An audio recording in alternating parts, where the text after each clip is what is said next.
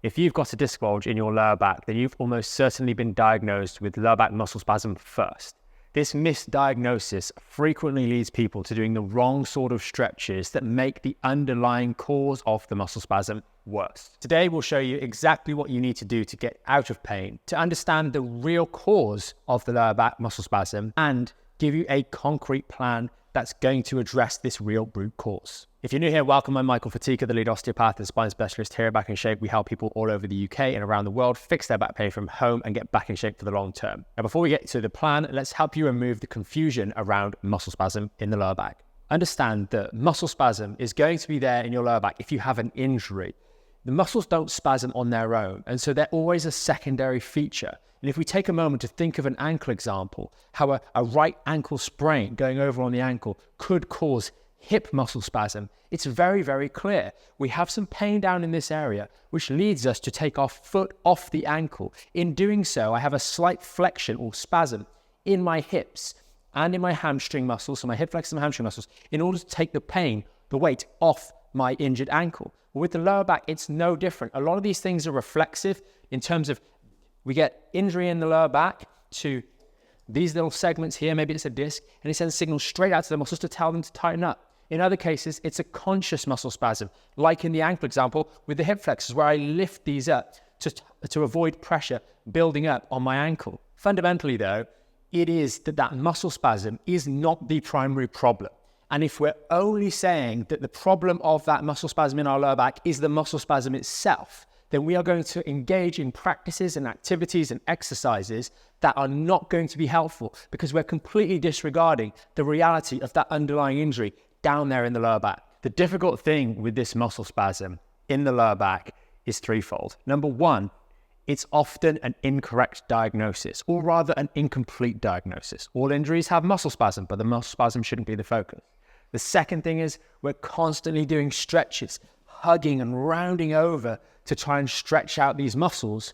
And as a result of that, we're putting pressure down through these discs in the lower back, flattening out the lumbar spine, putting more pressure on the underlying injury and damaging some of those tissues. And the final part is that most of us spend most of our day anyway stretching these muscles out. We're sat down in this sort of position for minutes and hours on end every single day, flattening out and eliminating that natural curve, stretching these muscles apart. I've got a quick experiment for you to do right now to help understand this even better. So if we think about the chest and bicep muscle, if we stretch them all the way out like so for an extended period of time, maybe hold them there while you're doing this particular stretch with me. If you hold these muscles here for the next minute, 2 minutes, let alone the 3, 4, 5 hours we might spend sat down every day, you're going to start to feel these muscles are tense. They feel sore. They feel stressed, just like in your lower back when you're sat down all day. And all you want to do is take them off tension. The main way we think about this in the lower back is doing a rounding exercise, hugging the knees to stretch those muscles more. The problem is that they're already stretched, like in this example. And what we actually need to do is take them off stretch, relax those muscles, give them a breather, not give that muscle spasm even more stretch. So once we understand some of the pitfalls of the muscle spasm that we will get with lower back injuries, we can start moving towards a plan to fix the underlying problem. And we've got two strategies here. The first you can do multiple times a day to alleviate the source of that muscle spasm and reduce the muscle spasm in the moment. And the second is going to be addressing a proper rehabilitative approach to strengthen up the lower back, help healing, help recovery, help re-strengthening of the spine and the muscles around the spine itself to deal with the problem for the long term. The first part of this relief strategy is twofold. We're going to do a bed decompression and a towel decompression. Both of these address the underlying cause and the muscle spasm itself. So the first one, we're going to be lying across the bed, which I'll demonstrate in a moment. And that is going to allow us to create a decompression effect through these segments to take pressure off the source of the problem. The second one is going to be on our back, and we can do this immediately afterwards, lying over a rolled up towel. Again, I'll demonstrate this afterwards. We lie here and it takes both the muscles and the ligaments on the back of the spine off stretch, as well as resetting a neutral position. This is a great antidote to that sitting that happens all day, every day, flattening and rounding that lumbar spine, making the problem worse. The bed decompression, firstly, we're going to pretend this is your bed at home, so you can do it multiple times a day, especially if you're someone who's lucky enough to work from home. And we're going to lie across the bed like so. We're going to line ourselves up so that our armpits are not at the edge of the bed. And then what we're going to do here is we're going to lift our arms over the top and support our head like so. This just makes it a little bit easier on the neck. And then I'm going to create a downward pressure back towards my toes, using my forearms on the side of the bed, and really relax the rest of the body. So the only thing that's happening is this movement here into the side of the bed. And as I press in, I can feel a little ache in the lower back, and that is the stretch going through that lower lumbar spine at the source of the injury. The great reason this is a good position is because in this position, my lower back is dropping into a nice neutral, natural position. And for some of you, getting into this position might be uncomfortable, but once you're here and you apply the decompression to space out those lumbar discs, it actually will be relieving. When we're in this position like so, we have this natural curve dropped in. Some people might want to put a pillow underneath the tummy, but that defeats the object of being in this position because it would flatten out the curve. Although it might feel a little bit nicer, it can often undermine the very reason that we're doing this particular stretch, which is to support that natural position whilst also doing the decompression. And it won't be taking these muscles off stretch and ligaments off stretch in the same way. When you're doing this exercise, it's helpful to hold those pumps for 3 to 5 seconds at a time and do something like 10, 15 or 20 repetitions before moving on to the next stretch. For the towel stretch, you can do this immediately afterwards on the bed or on the floor if you're able to get down there. And all we're going to do is take this towel rolled the size of a foam roller and slide it underneath our lower back to support the natural curve. And as we do this, you can see that the pelvis rocks away from us. So this would be technically an anterior pelvic tilt to support the natural backward bending curve. In this position, we can simply relax here for 3 to 5 minutes at a time.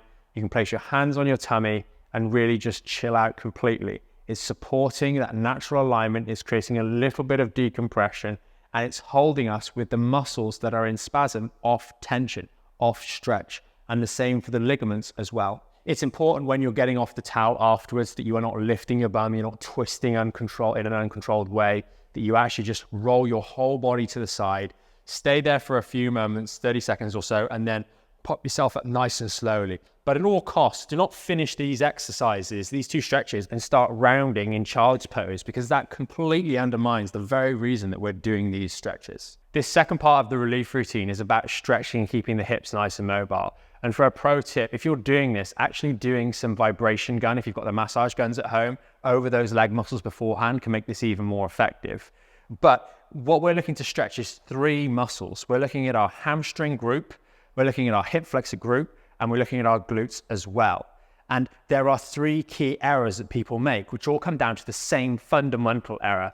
And that is hip flexibility is important for our lower back. But whenever people stretch the hips, they always stretch their back too, which is a technical error. The hamstrings do not do any of this. So by you doing this rounding of your lower back, you're not contributing to the effectiveness of the hamstring stretch. And if you've got a lower back injury, you're only going to be making the underlying problem worse. So you must learn to hold a neutral spine and go through the hamstring stretch correctly, the hip flexor and the glute stretches correctly. And there are some key errors that people make. Like I said, when they do the hamstring stretch, they round the lower back, and you might experience pain immediately or shortly after doing this. When they do the hip flexor stretch in the opposite position, they often arch the lower back. Those of you that have any stenosis in the lower back or herniated discs down here are going to find this is rather uncomfortable, especially if you've got a spondylolisthesis. This is a bad mistake, pushing your back and arching. Instead, we hold our spine neutral and focus on the hips. And then the final one, a glute stretch, which can be done on the floor as well. But the classic mistake here is to round over towards the knee rather than sitting tall with good posture and pulling the knee towards the shoulder.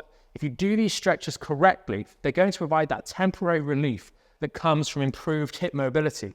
Even though, yes, it is going to be short-lived in the short term because the underlying problem is still going through that healing process. The last bit in this relief protocol is going to be using some ice, or if you have the time and the inclination to do so, some contrast bathing right here over the lower back. Not in the buttocks where some of the muscle spasm might be, not over here where some of the muscle spasm might be in the lower back, but directly over the lumbar spine. And to find the right spot, we find these two bony bits that are around about the level of your belt, and those are these two bits here. Notice that they are lower than the last bit of the lumbar spine. So you want to come up a fraction, and that's where we want to put our icing, or if we're doing contrast bathing, our heat, ice, heat, ice, heat, ice. Very, very important. If we are going to do contrast bathing, it is absolutely fantastic, but it is more faff, more effort, and always try and finish on ice when you're doing that. The reason that the contrast bathing is helpful or the icing are helpful is because it is managing the excess inflammation that's happening in that lower back. We can all go back and relate to the ankle example that I mentioned earlier of an ankle having a relatively minor strain, but swelling up to the size of a balloon. The problem is that down here in the ankle, that's not a big issue because we've got lots of stretchy skin and there's only bones on the one side. The problem is in the lower back, we have a very small holes here where the nerves come out. And if we get that much congestion occurring in this area, you're going to find that it gives you the pain itself. So we're using the icing or the contrast bathing to manage that excess inflammation and prevent it from reaching unnecessary levels that result in pain, aggravation of our muscle spasm, or symptoms of sciatica down the leg. For all of the exercises that we've mentioned in this particular area, we've got tutorial videos and linked resources down in the description below. But just a quick recap of how to approach this routine itself properly. Number one, you're going to be doing it a number of times a day. You could do it 2-3 times a day. You could do it more if you're in more pain. You're going to start out with, bonus, if you've got one, a massage gun, working over these muscles to loosen them off a little bit. You're then going to immediately go into the lower body stretching, and you can do around about 30 seconds, 2 times per muscle group, per leg, going through the stretches to the hamstrings, the hip flexors, and the glutes. Once you've finished up with that, on the bed, we can do the bed decompression, doing around about 3 to 5 second holds, and doing 10, 15, or 20 of those, and then moving on to finish up with the towel on the bed to decompress and reset the lordosis for 3 to 5 minutes at a time. And finally, we're going to finish that out with either the icing for 3 to 5 minutes or contrast bathing for around about 20, 25 minutes to close everything up and close that loop. Overall, it's going to take you around about 20 minutes, a little bit longer if we're doing the contrast bathing option. But by and large, with the icing or the contrast bathing at the end, you can just pop it down your trousers and get on with other stuff around the house. It's important to note, this is not a progressive thing, right? You're doing this to manage the stress and strain that's building up at the root cause of that muscle spasm. So you have to continually do this, and you will continue to do this as you go through the rehab work that we're talking about later. It's a means of you to actually do something to help the underlying injury start to go through a healing process. And all of these things are going to address that muscle spasm, decreasing the causes of that muscle spasm, decreasing the vigor of that muscle spasm to start you on your path to recovering, rather than constantly going around in circles doing silly stretches that actually make the problem worse. It's all well and good doing that relief work to relieve the source of strain in the lower back that's causing the muscle spasm, but we have to do some work to actually build strength and stability for the long term. We go through exercises here that are going to help you do that in order. All of these exercises I'm talking about, we're going to have full tutorials linked down in the description so you can check out how to do them safely, how to find the hardest variation that you can manage without pain, and then progressing on from there. Ideally, you're going to be doing 10 reps, and you're going to be doing 3, 4, or 5 sets of these to start to challenge yourself and build strength and stability in and around that lower back. Step number 1 is going to be learning to do this off weight bearing. And for there, we've got 2 great exercises. We've got the modified dead bug and the marching bridge. These exercises are helping you in 2 key ways. The dead bug is teaching you to balance your spine, preventing you from doing a pelvic tuck at the start, which is a common error, or arching your back as your legs are going out in that direction there. This is a great way to learn spine stability on the bed or on the floor, preferentially once you're comfortable actually getting down there. The marching bridge, on the other hand, is teaching you to engage your core and provide stability as you drive through one leg and then the other, helping you in this rotation side of movements, providing stability. It also teaches you to effectively start to integrate the muscles of the lower leg, the drivers, the hamstrings and the glutes, with those core muscles. For both of these exercises, when you're doing them, if you're getting any pain, you need to back off, find an easier variation, or re-engage your core to provide stability, because that failure to control the spine and do this exercise correctly is what will give you aggravation or flare-ups whilst you're doing these. So don't shy away if you're getting pain. Take a second, hone in on your technique, get it right so you can do it without pain. Before we get on to the next exercises, I want to cover one important resource that'll help you even more with these, and that is the tape test. And that is whereby we're going to stick some tape along our spine here to help us avoid the classic error that happens in the next 2 or 3 exercises. There'll be a link down in the description. You can check that out after this video. These next exercises are taking that stability that we learn off weight bearing and putting us upright. And that's going to be the squat and the hip hinge to begin with. And then we can build on that with a step up or a reverse lunge. The main mistakes we're going to be making here in the lower back that's going to aggravate that muscle spasm are going to be a tucking of the pelvis. And what that means is one of 2 things. Either, more commonly in the squat, as we go down, we reach a point where our hips will move no more. And so we tuck our bum under, thereby reducing the integrity of the lumbar spine, challenging those discs that are likely injured at L4-5 or L5-S1 and making the problem worse. This is incorrect. The tape test will help you with this. The second error that people make is normally on the hip hinge, although it can happen on the squat, and it's as they're going down like so. They're doing a really good job of holding on here, but they allow their upper body to fail and fold forwards like so. Both of these movements, the former being a little bit more common than the latter, are going to eliminate the lordosis in the lumbar spine, shift our weight onto the vulnerable areas, and create an aggravation of the underlying injury and the result of muscle spasm or sciatic symptoms or hip pain that you might be experiencing. The thing is, you're already doing these 2 movements every single day anyway. You're getting out of a bed, you're getting off the toilet seat, you're going upstairs and downstairs in the case of the step up, which we'll cover in a moment. You're doing them, so you may as well start to learn them immediately. The squat, for example, is one of the first things that you're going to do, getting helped out of the hospital bed after any sort of surgery. It's also the most challenging feat that you might do in an Olympic setting or in a powerlifting setting, squatting with hundreds, if not over 1,000 kilos on your back. It is a hugely versatile activity that can rebuild strength and stability in our entire body, not just the lower back. But once you've learned the squat and the hip hinge correctly, it is worthwhile doing a step up or reverse lunge variation. And this is just building on the skills that you learned on the marching bridge. And that is putting pressure and weight through one leg and then the other whilst holding the spine steady. The main errors that you're going to make here are going to be similar to the ones in the squat and the hip hinge, but more notably, this tilting of your pelvis left and right as you don't quite stabilize effectively. So really work on these and you're going to find they have huge instant benefits even long before you've actually improved your strengthening. So one final tip before we get to the final part of this process, and that is going to be the chest pop movement, a movement by which we pop our chest up and out and engage the muscles between the shoulder blades. This is so helpful, particularly at stopping that forward folding that can happen on the hip hinge and less so commonly on the squat, but that will also help you engage your core even better. And if we can think about a chest pop combined with an engagement of a core as we're doing our squats, our hip hinges, and our step ups with body weight, we're going to be really ready to take on this final level. And this is about scaling these processes with the use of resistance. You can start off using resistance bands like we've got on some of our videos, holding them up high to do the squat, the hip hinge, or the step up with added resistance in a way that is easier for those of you starting this out. The reason being, as you go through the squatting motion with the resistance band on maximal stretch, as you go down through the motion, the resistance challenge gets slightly lesser as the band comes off tension.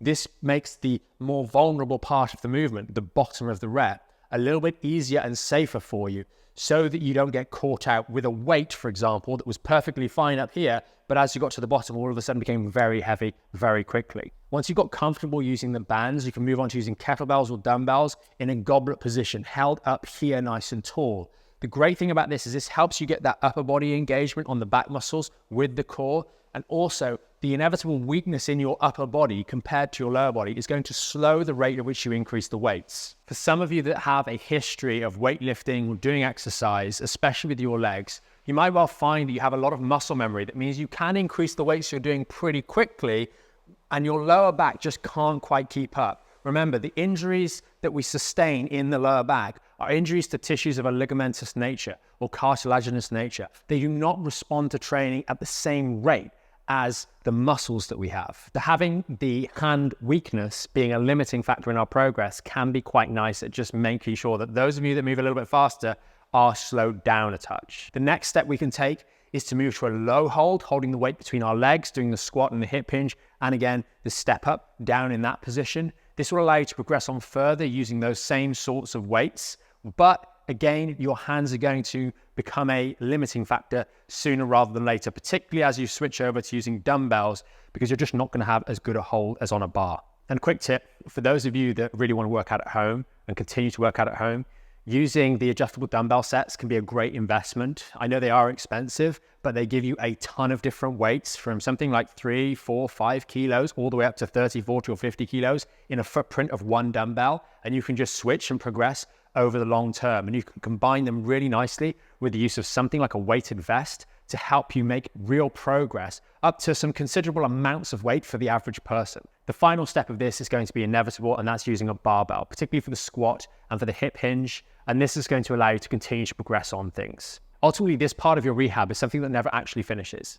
And through the entirety of this second part, you should really be doing that relief protocol that we discussed earlier, because quite frankly, these weights and these exercises are going to put a strain on your back, and you need something to help manage that as you go through the adaptive process. But you want to have a think about your daily life. What do you want to do?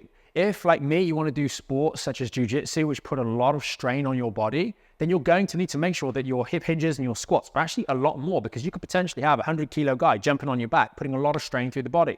So we need to make sure that the weights that we choose in our rehabilitation are gearing our back up in terms of its strength, to make sure that those are the most strenuous things we're likely to expose that back to on a daily basis. So if your goal may be to just be able to go on holiday and carry your own luggage, maybe a 20-kilo rucksack or suitcase, with a rucksack, then make sure that you're building up to 30, 40, 50 kilos or something like that with either the hip hinge or the squat. Because that way, when it comes to that time of year where you're packing things up, etc., you're going to find it easy. If you're a dad with a bunch of kids and you're going on holiday, you're probably going to be carrying a hell of a lot more of the family luggage. So make that adjustment accordingly, as well as those of us with younger kids having to pick them up and down every day. It's no good being worried about using an 8-kilo dumbbell when we've got 2 toddlers that weigh 13 to 15 kilos apiece and having to hold them both. We're just not being sensible with our rehab. And this varies for every single person. Some of you are going to need to take it a little bit further to build resilience into your lower back, because you want to demand more of your body on a daily basis. Others of you won't have nearly the same kinds of strains, and therefore you can afford to stop a little bit sooner. But for all of us, compared to our goals, the things that we want to do in the real world on a daily basis, we should adjust our strength goals accordingly. This last part of the process, it takes a long time. It's never really going to be complete. It's just to be maintained once you reach those sorts of thresholds. And I would urge you, life will get in the way. Holidays will happen, illnesses will happen, even the common cold or just Christmas period where everybody gets completely thrown from their routine. And you're going to fall out of the consistency from time to time. It happens to all of us. But if you're constantly working on increasing your intensity at a slow, steady rate, you'll find that even those little bumps down are not going to be too significant, and you'll be able to pick back up nice and quickly. It's always a shame when someone says, I've got to doing a 15-kilo weight and I'll just stay there, because you're at such a vulnerable level, a short period of inactivity, and all of a sudden you're going to drop off and lose quite a significant amount of strength. And for those of you that are a little bit older, you're in retirement and you're moving through those what should be amazing years, you're more vulnerable for losing muscle mass a little bit more quickly through periods of illness or periods of inactivity. So you should always be committing to making consistent increases, however slowly that is, in the weights and resistances that you're using every single week or month on some sort of periodic or planned basis. Hopefully you found this particular video helpful and it's made you think about things in a bit of a different way. If you do some of the things that we've talked about here and start to execute consistently, then you're going to find that muscle spasm goes away, because you're addressing the real cause, and it'll go away quite quickly when you start addressing that real cause. If you need any more help, then check out the tons of resources that we've linked to down below in the description. And of course, if you need help working with us as part of the Back in Shape program membership, then you can always check out more at backinshapeprogram.com/premium, and we look forward to helping you soon. And as always, if you did find this video helpful or know someone else who's struggling, consider sharing it with them, and we'll see you in the next video.